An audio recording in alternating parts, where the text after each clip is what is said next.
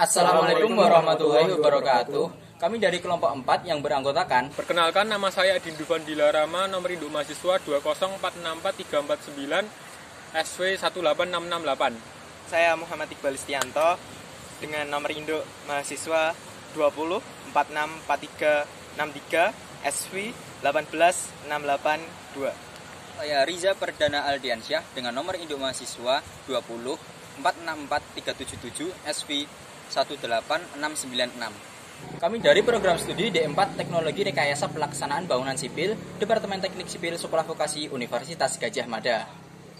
Pada kesempatan kali ini, kita akan melakukan praktikum analisis debit aliran pada saluran terbuka menggunakan metode float.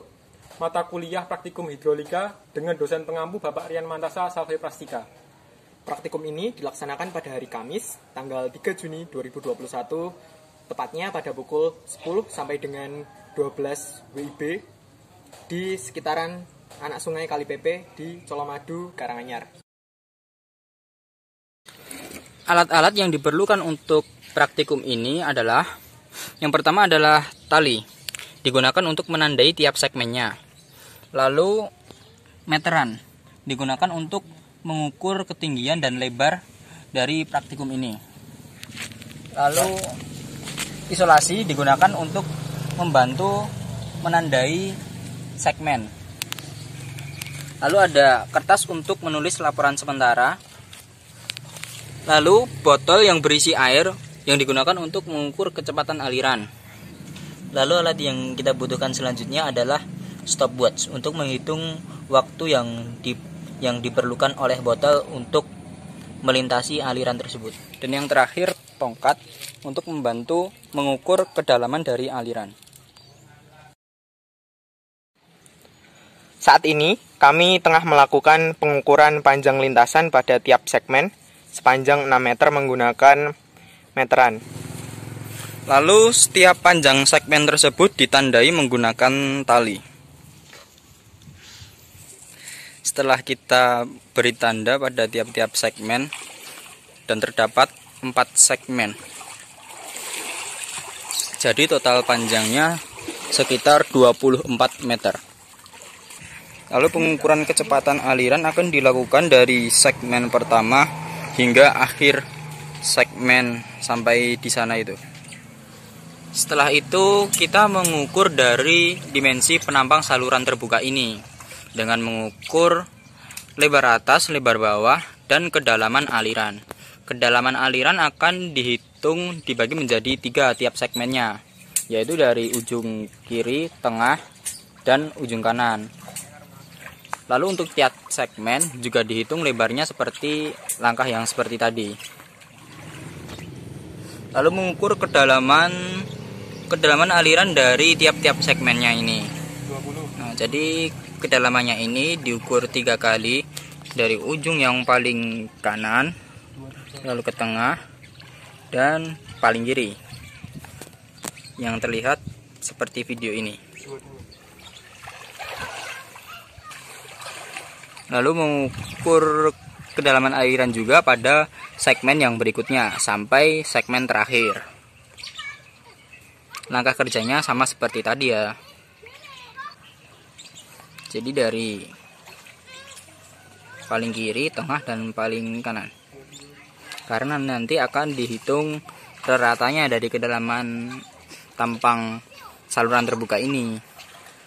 Saat ini, kita tengah melakukan pengujian metode float menggunakan botol dengan cara menghanyutkan botol, lalu mengukur waktu pada tiap segmen menggunakan stopwatch.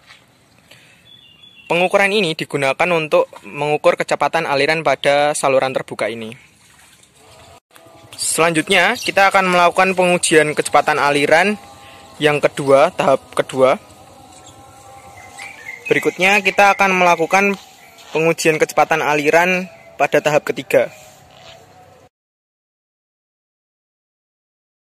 Berikut data analisis debit aliran pada saluran terbuka menggunakan metode float dengan hasil sebagai berikut.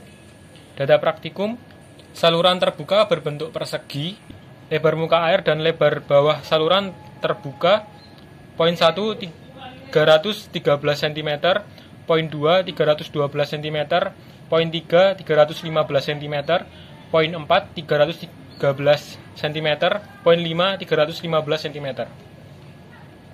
Nah, berikutnya adalah kedalaman aliran. Didapatkan pada poin 1, yaitu rata-ratanya adalah 21,67 cm.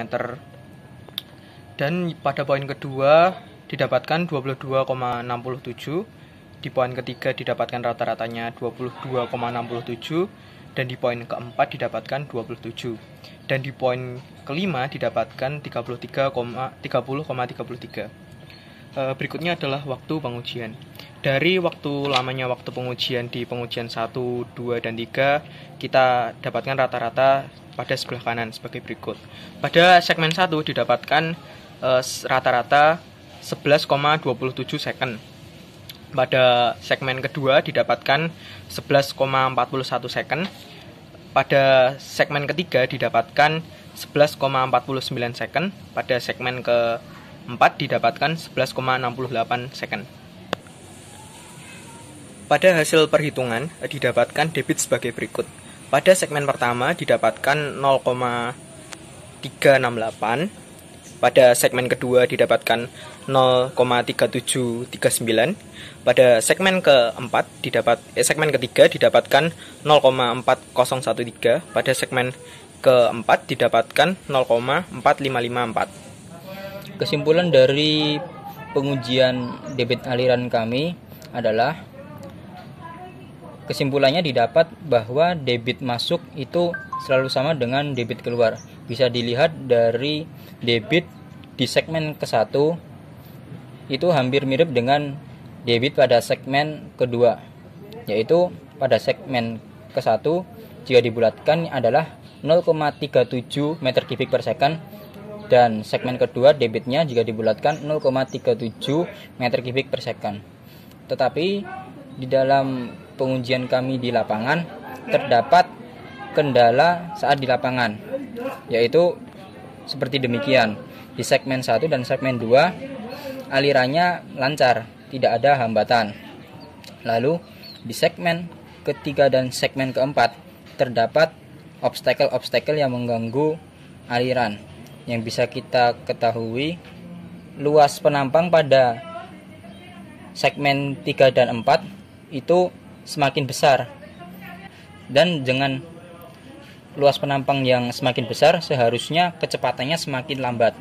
Tetapi pada pengujian yang dilakukan kecepatannya malah semakin cepat karena terdapat obstacle di sini, sehingga alirannya makin cepat pada bagian atasnya. Sehingga pada pengujian debit kami yang di segmen ketiga dan segmen keempat hasilnya kurang akurat. Sekian pengujian debit aliran dari kelompok kami. Semoga video kami dapat bermanfaat. Apabila ada kesalahannya, kami mohon maaf. Wassalamualaikum warahmatullahi wabarakatuh.